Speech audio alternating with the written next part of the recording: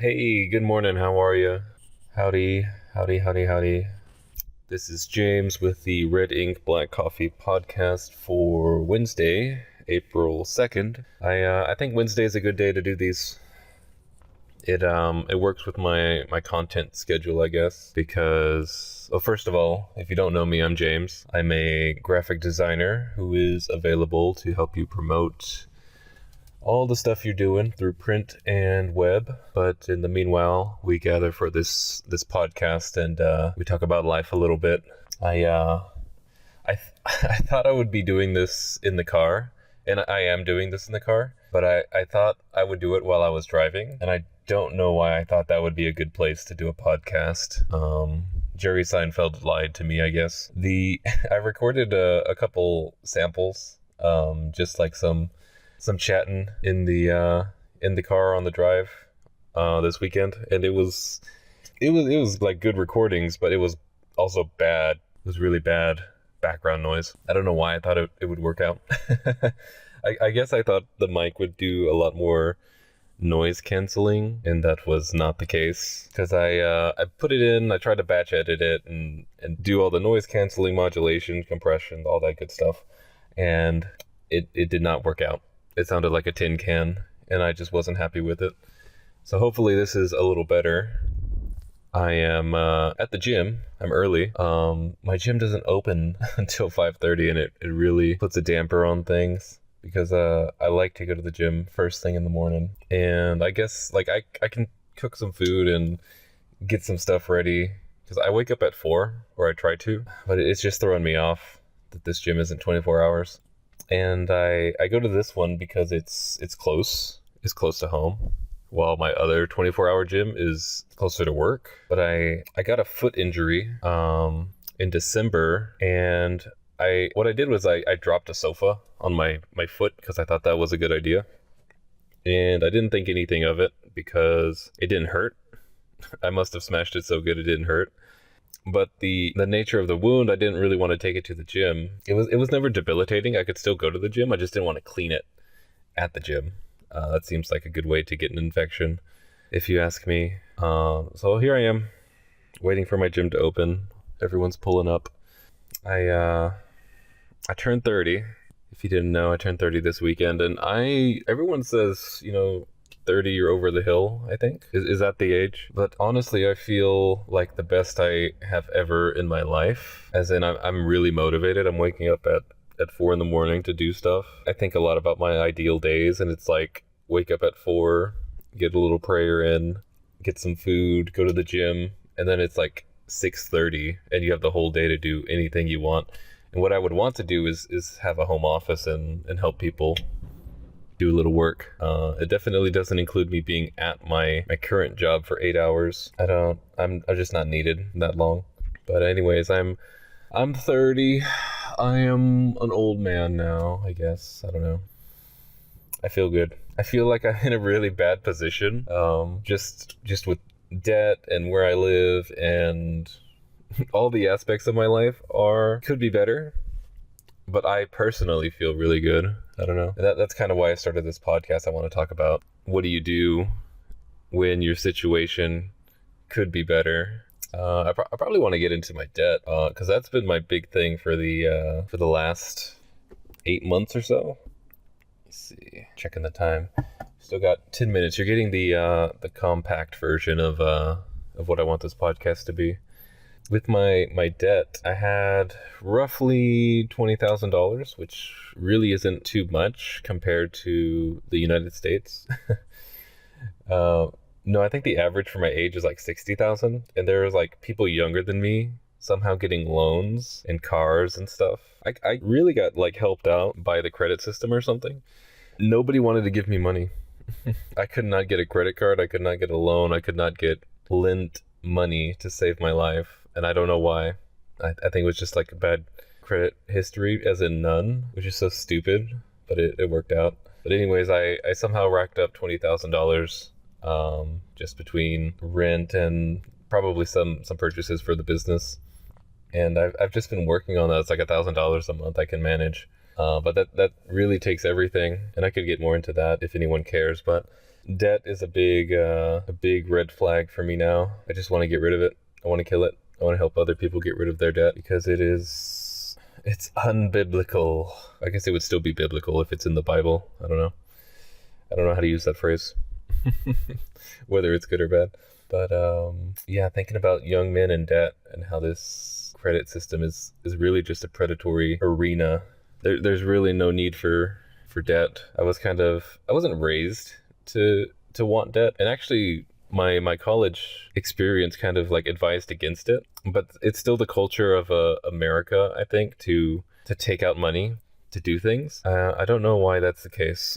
There's no need to take out money. You can work to build up some money and then do what you want to do with that. That's actually how like all these great businesses kind of started.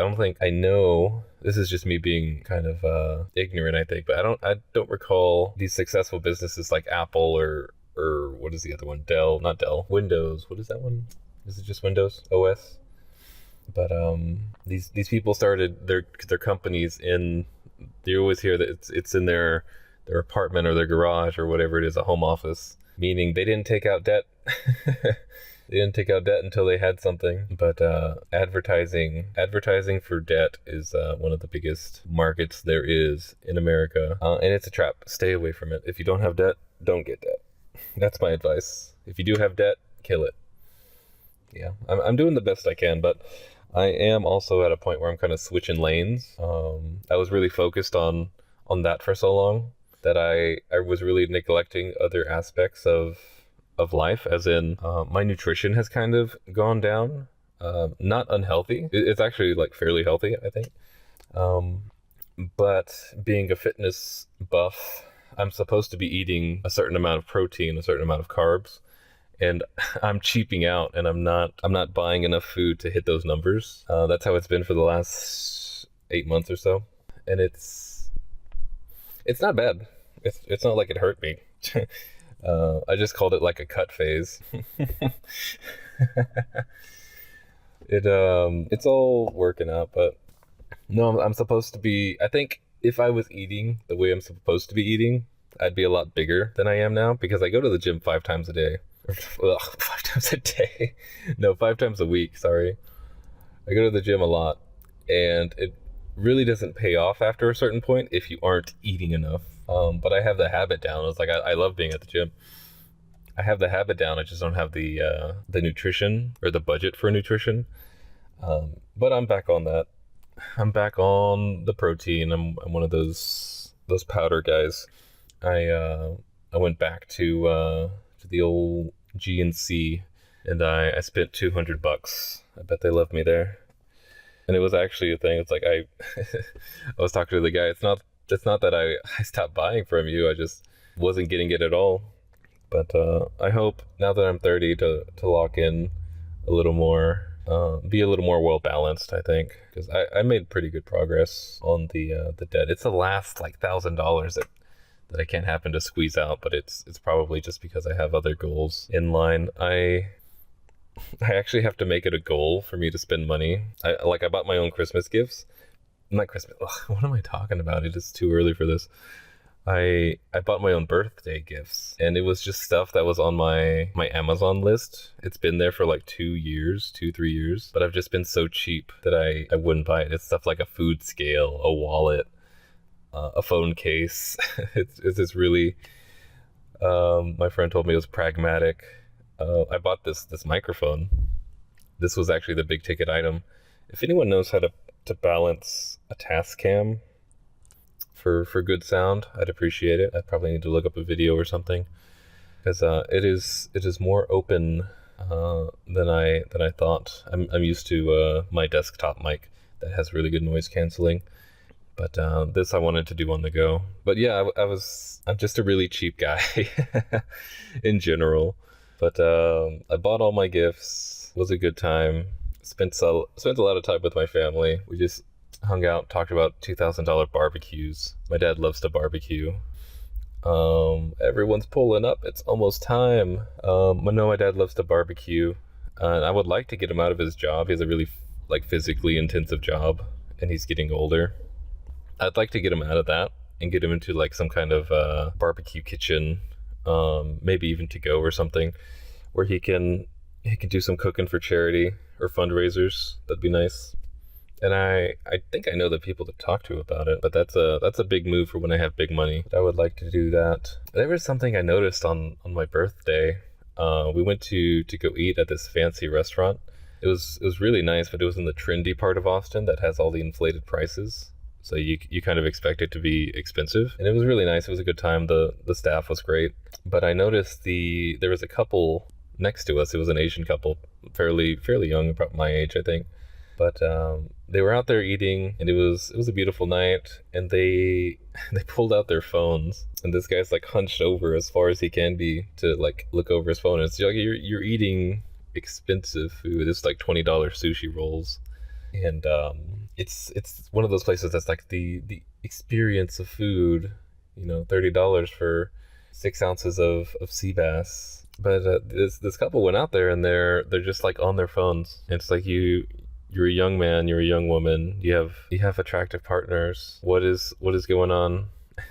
Is this just like a regular Saturday to you? I don't know. I like to people watch and make up stories and things, and I just kind of wondered why would you go out to a nice fancy place and then not appreciate your partner? Just sit on the phone. And also, you're paying a lot of money. I feel like if I paid a lot of money to be somewhere, I want to be there. I don't know where we got this social acceptance of just pulling your phone out anywhere you are. And don't get me wrong, like I try not to, but if I'm waiting on my food or something, I'll pull out the reels and flip through. But it's just like not in the company of people. Not with your friends. I don't know. It's about time for me to get into the gym. I want to address writing in. I want to hear from, this is just the thought I have. I want to hear from everybody, but specifically on my mind, I want to hear about young men. I want to hear what's plaguing them, because I was watching the Jimmy Carr interview on Diary of a CEO, and I was watching a thing from David Goggins. If you don't know David Goggins, look him up. We fuck with David Goggins here. But both interviews addressed like there's a pandemic, a crisis in young men,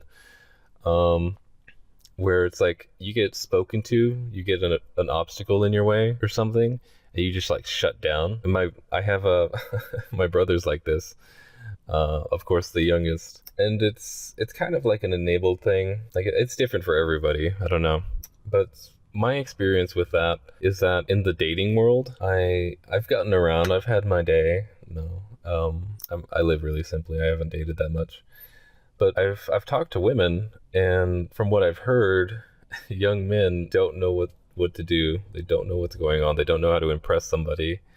In the work field, I pulled in like 50 applications because I desperately need help at my job, and my boss was like, "This is partly on him." He was like, nah.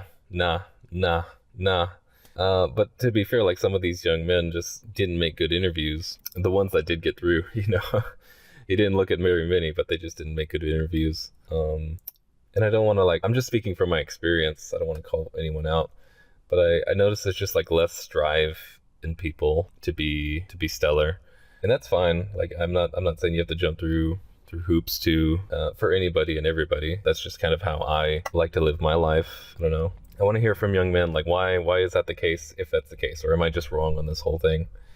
I'm going to set up the email. It's going to be redink@redandblackdesign.com. I'm sorry that it's so long. I needed to keep a simple brand. That is redink@redandblackdesign. You can write in, leave a comment, tweet me. Otherwise, I'm going to hit the gym. You can find me at this YouTube, or I stream. Well, I've been streaming to this YouTube too. Just find me here. Yeah, I will see y'all in the next one. This one's going to be short. I hope to get them to be a little longer. And if I get questions and stuff, I can make another segment for that. But I hope y'all are out there getting it. Take care.